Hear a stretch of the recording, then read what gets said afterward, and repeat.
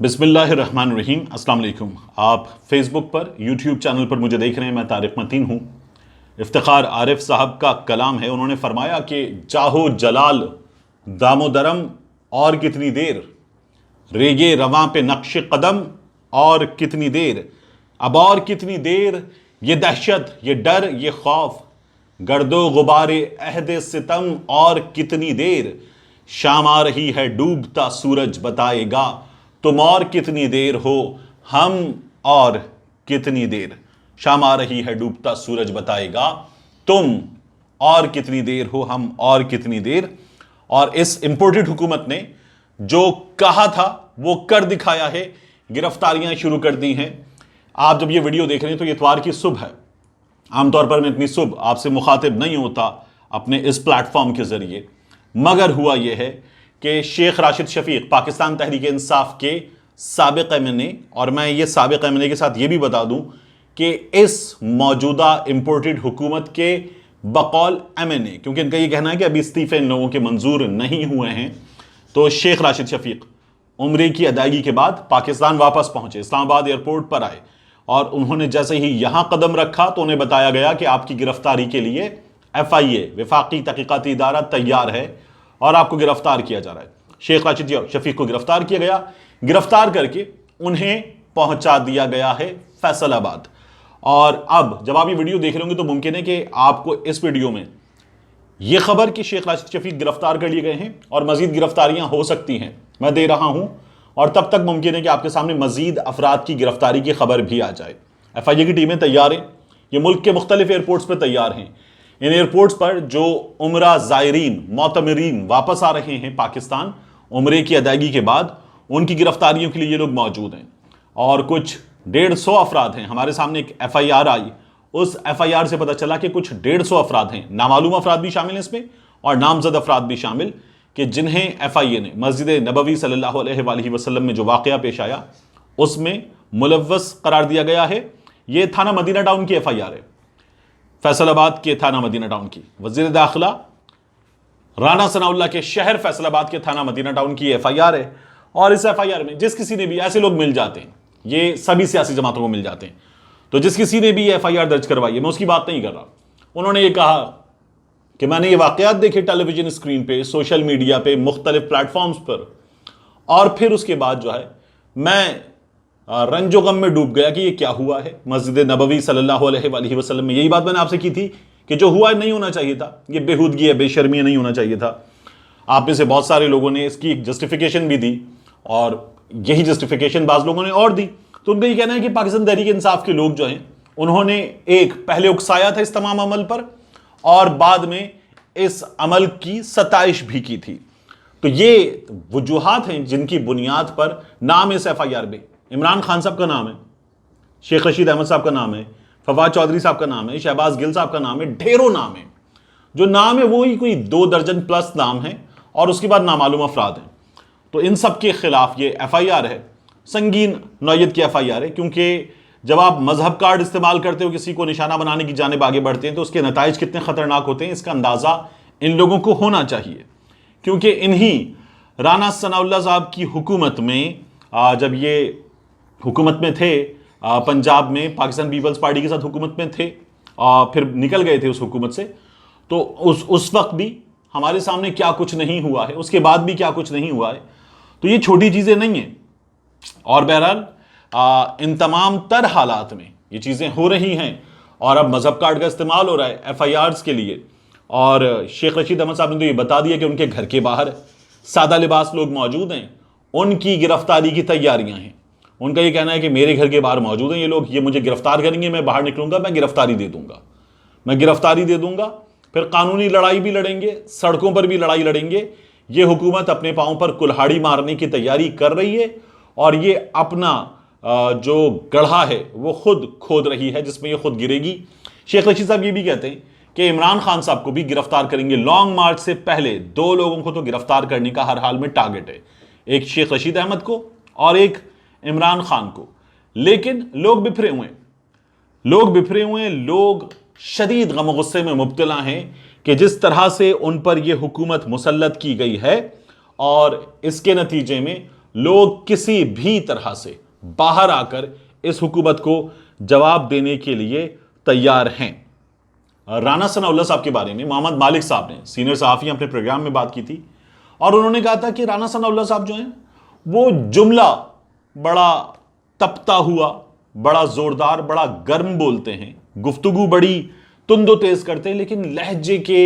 تند و تیز رانا ثناء اللہ مزاج کے ٹھنڈے ہیں، وہ کچھ ایسا کام نہیں کریں گے۔ رانا ثناء اللہ صاحب نے ایک ٹویٹ کر کے بھی ہمیں بتایا تھا کہ وہ سعودی حکومت سے بات کر رہے ہیں، پریس کانفرنس کر کے بھی بتایا تھا، اور کہا تھا کہ ہم یہاں پر بھی جائزہ لے رہے ہیں کہ ایسے افراد جو اس مقدمے میں ملوث ہیں ان کے خلاف کیا کارروائی کی جا سکتی ہے، اور جو سعودی عرب سے واپس آئیں گے ان کی بھی ہم فوٹیجز وغیرہ منگوا رہے ہیں سعودی حکومت سے، اور ان کو یہاں پر ہم گرفتار کریں گے اور ہمیں ڈیپورٹ کر کے دے دیے جائیں وہ لوگ، ان کو ہم جو ہے وہ پاکستان میں سبق سکھائیں گے، ٹھیک کریں گے ان لوگوں کو۔ حکومت جو ہے وہ یہ کام کر رہی ہے ایف آئی اے کے ذریعے۔ میں نے آپ کو ایک سے زائد ویڈیوز میں بتایا کہ جو نئے ڈی جی ایف آئی اے ہیں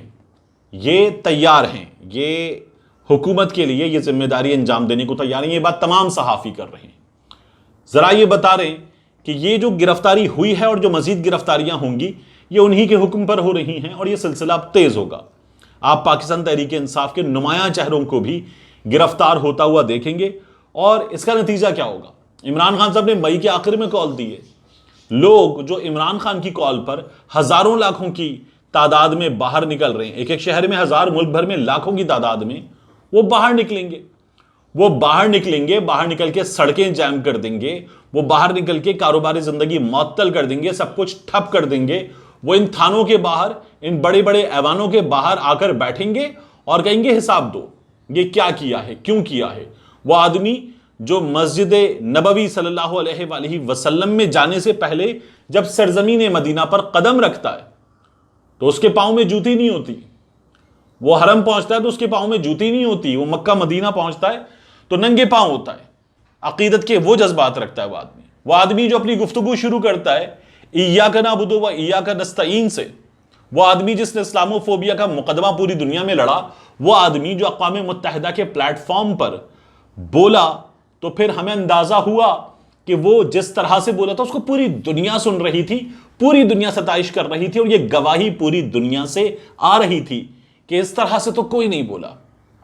اس انداز میں کسی نے یہ مقدمہ نہیں لڑا۔ نبی کریم صلی اللہ علیہ وآلہ وسلم سے محبت کا حق جن کو ادا کرنا چاہیے ان تمام لوگوں میں اس نے یہ حق بہترین انداز میں ادا کیا ہے، اور یہ بہترین انداز میں حق ادا کرنے والوں میں شامل آدمی ہے۔ گستاخانہ خاکوں کا معاملہ ہو، مسلمانوں سے زیادتیوں کا معاملہ ہو، یا پھر اسلام کو دہشت گردی سے جوڑنے کا معاملہ ہو، عمران خان نے ہمیشہ یہ مقدمہ سب سے بھرپور انداز میں، سب سے بہترین انداز میں لڑا ہے، اور عمران خان کے خلاف ان لوگوں نے مسجد نبوی صلی اللہ علیہ وآلہ وسلم میں جو ہوا اس کی ذمہ داری ڈال دی ہے۔ عمران خان نے تو کہا ہے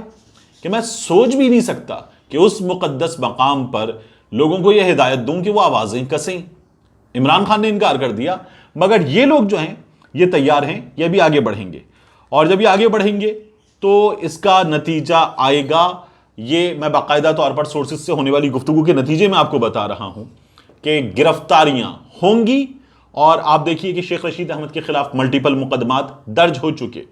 پاکستان تحریک انصاف کے لوگوں کے خلاف آپ کے سامنے اب یہ تعداد درجن پلس میں آئے گی کہ مقدمات درج ہوئے ہیں، لوگوں کے جذبات مجروح ہیں، یہ لوگ بتائیں گے۔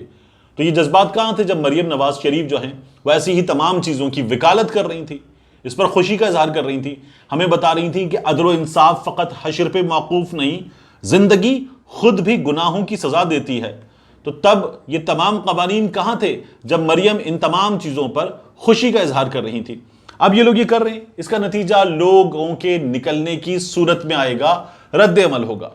فواد چودھری صاحب نے اسی لیے کہا ہے کہ عمران خان نے مئی کے آخری ہفتے میں تاریخی لانگ مارچ کا اعلان کر دیا ہے۔ یہ لانگ مارچ تحریک پاکستان کے راستے پر چلتے ہوئے حقیقی آزاد پاکستان بنانے کا فیصلہ ہے۔ پاکستانیوں نے آزادی اور غلامی میں سے ایک منزل کا چناؤ کرنا ہے۔ ہر پاکستانی چاند رات سے اس عظیم قافلے میں شمولیت کی تیاری کریں۔ عمران خان صاحب نے کہہ دیا ہے کہ چاند رات پہ نکلیں، پاکستان کا پرچم لیں، پی ٹی آئی کا پرچم لیں، نکلیں اور اپنے اپنے شہروں میں یہ پیغام دے دیں کہ آپ اس کے لیے تیار ہیں، اور آپ کے سامنے اس کے مناظر آ جائیں گے۔ اب عمران خان کی کال ہے،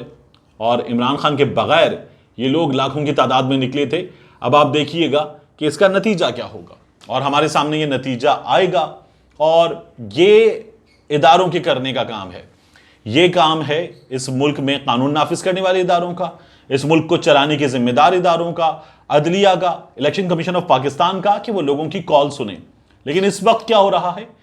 اس وقت جو کال سنی جا رہی ہے اس کے نتیجے میں آپ کو بتا سکتا ہوں کہ جو گرفتاریاں ہیں ان کو بہت بڑے لوگوں کی حمایت حاصل ہے, اور یہ اس کے نتیجے میں گرفتاریاں ہو رہی ہیں. یہ حکومت کو سوچنا چاہیے کہ وہ کیا کر رہی ہے, کن چیزوں کی اجازت دے رہی ہے. اس حکومت کے تمام تر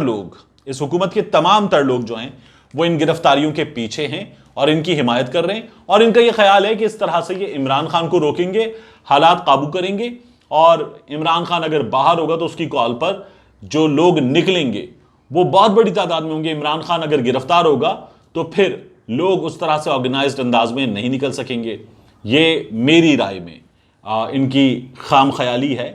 کیونکہ صحیح کہا گیا تھا you only cross the river once. تو اب ہمارے سامنے ایک مختلف صورتحال ہے, ایک مختلف دنیا ہے, ایک مختلف پاکستان ہے, اور یہ جو ہے یہ ٹک ٹاک کا پاکستان ہے, یہ ٹویٹر کا پاکستان ہے, یہ فیس بک کا پاکستان ہے, انسٹاگرام کا پاکستان ہے. یہ پاکستان وہ نہیں ہے